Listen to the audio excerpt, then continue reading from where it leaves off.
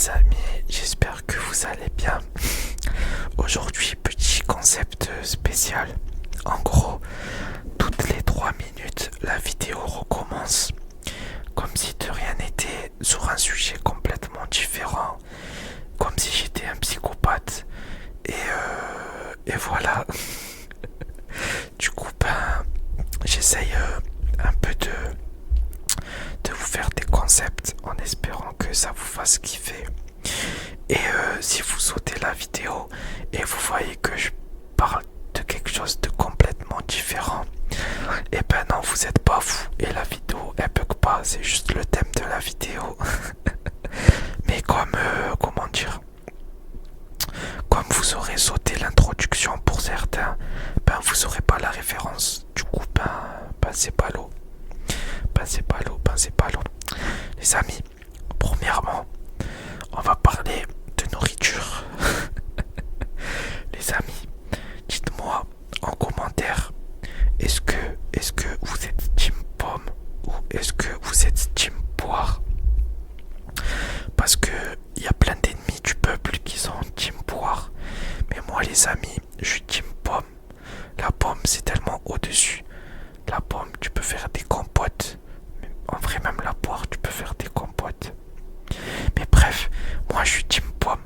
Et ceux qui sont team poire, vous êtes mes ennemis. Et vous avez rien à faire dans cette vidéo. Vous pouvez dégager et vous désabonner.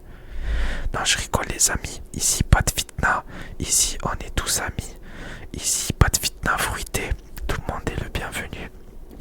Et du coup, en vrai de vrai, je voulais juste savoir si vous êtes plutôt team pomme.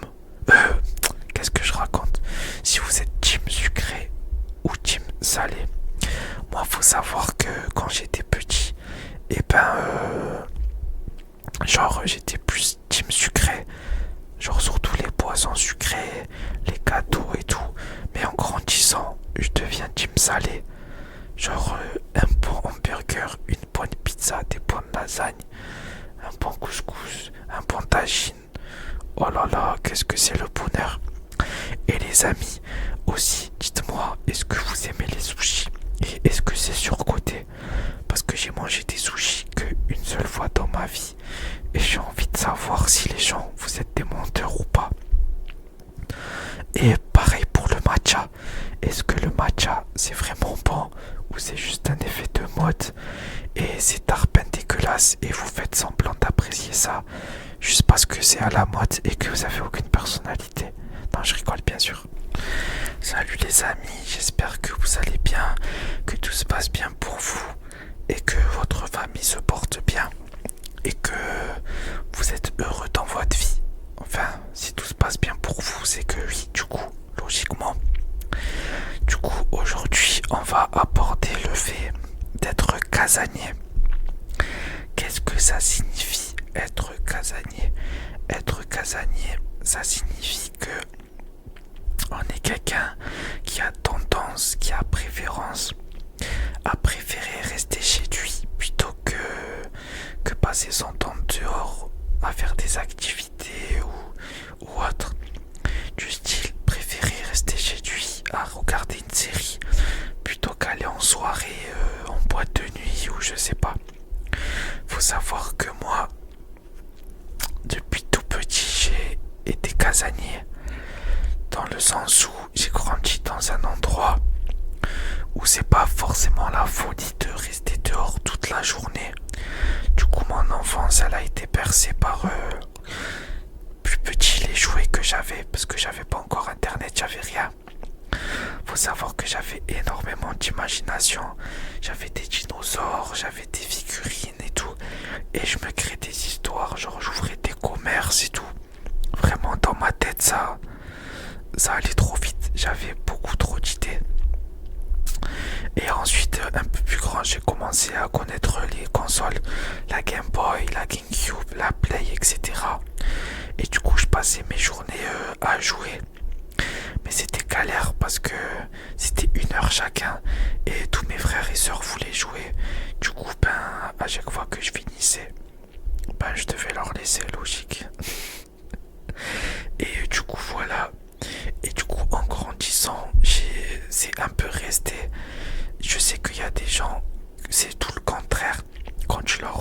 t'empêche de faire quelque chose, et ben en grandissant, la première chose qu'ils font, c'est tout ce que tu leur as interdit.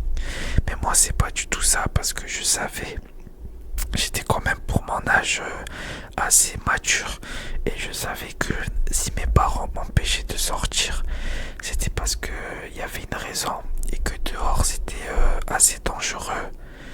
Du coup, ben, ils faisaient ça pour me préserver. Et en grandissant, au lieu d'être frustré, et ben, c'est resté le cas. Et genre, je sors vraiment que quand je dois aller travailler pour aller faire du sport, quand un ami me propose quelque chose ou quand je dois aller acheter quelque chose.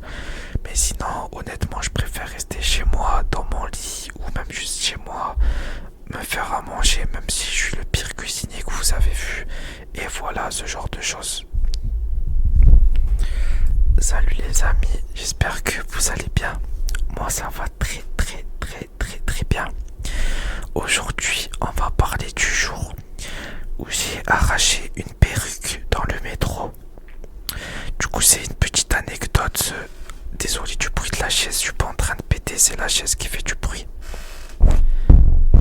Voilà. Du coup pour commencer l'anecdote, un jour je rentrais du travail. Il était assez tard. Il était 20h, je me rappelle. En plus, ce jour-là, il pleuvait. Et j'étais trempé. J'étais vraiment trempé.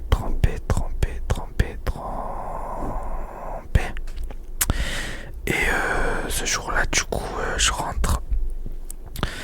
Et vu que je suis pas véhiculé pour rentrer chez moi, vu que j'habitais à peu près 45 minutes du travail, ben, j'avais pris le métro et le bus tout simplement.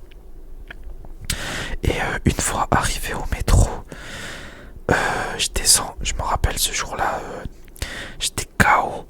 J'avais à manger, genre j'avais un jus de fruits dans la bouche. J'avais mes petits écouteurs en train d'écouter ma petite musique du soir, en train de me relaxer. Je sais même plus ce que j'avais dans les oreilles, mais je sais que j'avais une musique hyper posée, hyper chill, que tu écoutes ça, t'as envie de dormir. Et il y a une femme qui passe devant moi, et la femme en question, du coup, elle fait tomber sa carte de transport. Et du coup, ben moi, en tant que bon citoyen, en tant que bon samaritain, en tant que bon sarrasin, ben je ramasse la carte de métro et je vais vers elle pour lui rendre la carte de métro. Et je dis madame. Je dis 2-3 fois. Mais elle me répond pas. Elle me répond vraiment pas. Du coup, je me permets de lui tapoter l'épaule comme ça. Et elle se tourne vers moi. Et elle me regarde de travers. Et elle commence à crier devant tout le monde. Ouah, qu'est-ce que tu me parles devant les gens dans le métro et tout? Pourquoi tu fais une scène comme ça? Pourquoi tu viens m'apporter? Tu m'intéresses pas. En plus, tu fais ça devant tout le monde. Tu crois que je suis une crasseuse ou pas? Pourquoi tu fais ça? Et elle devient hystérique. Et genre à chaque fois que j'essaye de parler, elle me coupe la parole. Et elle me laisse pas lui rendre la carte. Elle me laisse pas lui rendre la carte à part m'insulter, me crier dessus, elle fait rien. J'essaye une fois de lui expliquer, 2 fois de lui expliquer, 3 fois de lui expliquer. Mais elle me répond pas, enfin elle me laisse pas parler. Et du coup ben, salut les amis, j'espère que vous allez tous bien. Et aujourd'hui les amis, on va parler d'animaux.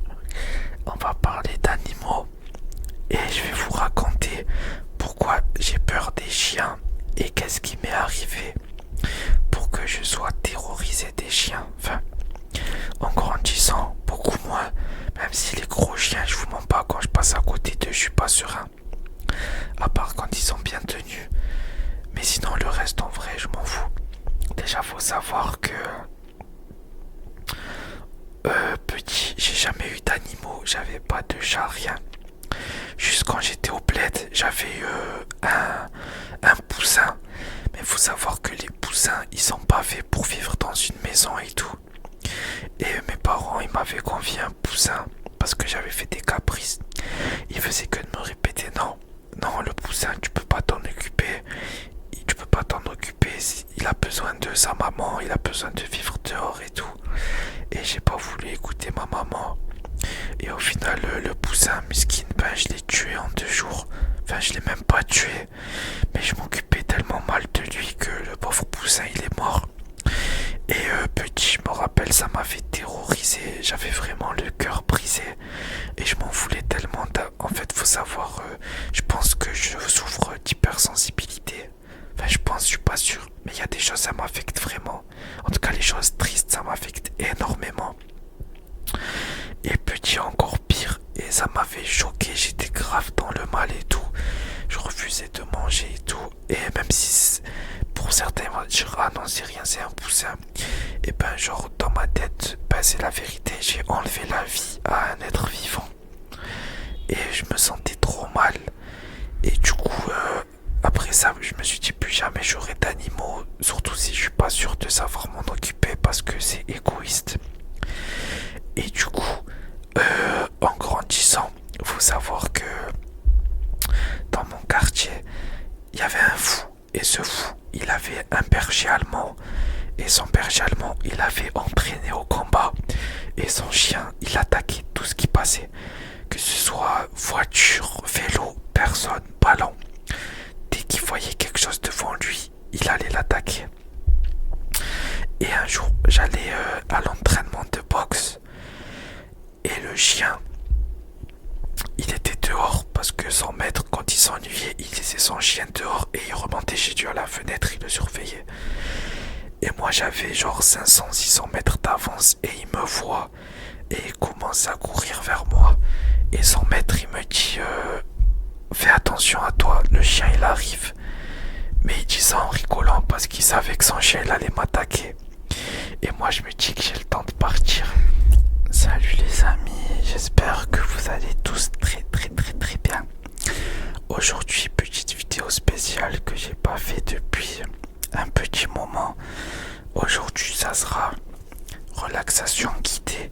Du coup, avant que la vidéo commence, je vous invite à vous installer dans une position confortable, que ce soit sur une chaise, sur votre canapé, sur un banc ou sur votre lit tant que c'est confortable, à juste fermer les yeux et à se concentrer sur tout ce que je vais vous dire. C'est très simple.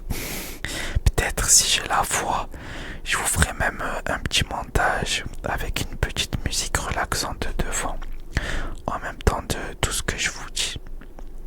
Du coup les amis, avant que la vidéo commence, enfin la vidéo a déjà commencé, je suis bête.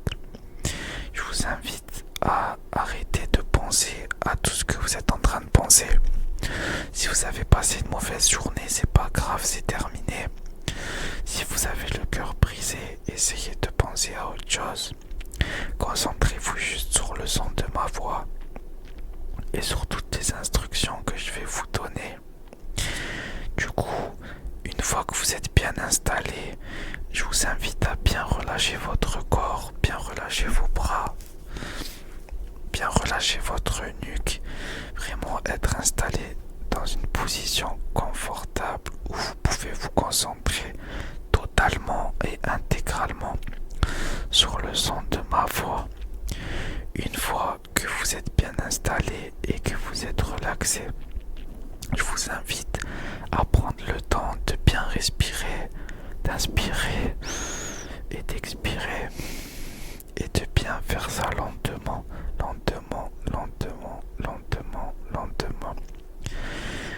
Et pendant que vous respirez bien, je vous invite ensuite à fermer les yeux, et imaginez l'endroit le plus relaxant où vous puissiez être, que ce soit en haut d'une montagne, sur une plage paradisiaque, dans un champ, près de l'océan, dans une rivière, près d'un lac, dans le désert. Peu importe l'endroit, tant que cet endroit est relaxant pour vous. Imaginez le petit courant d'air qui traverse vos cheveux et qui traverse votre nuque, et que vous n'ayez rien à faire à part profiter de ce moment qui se jamais.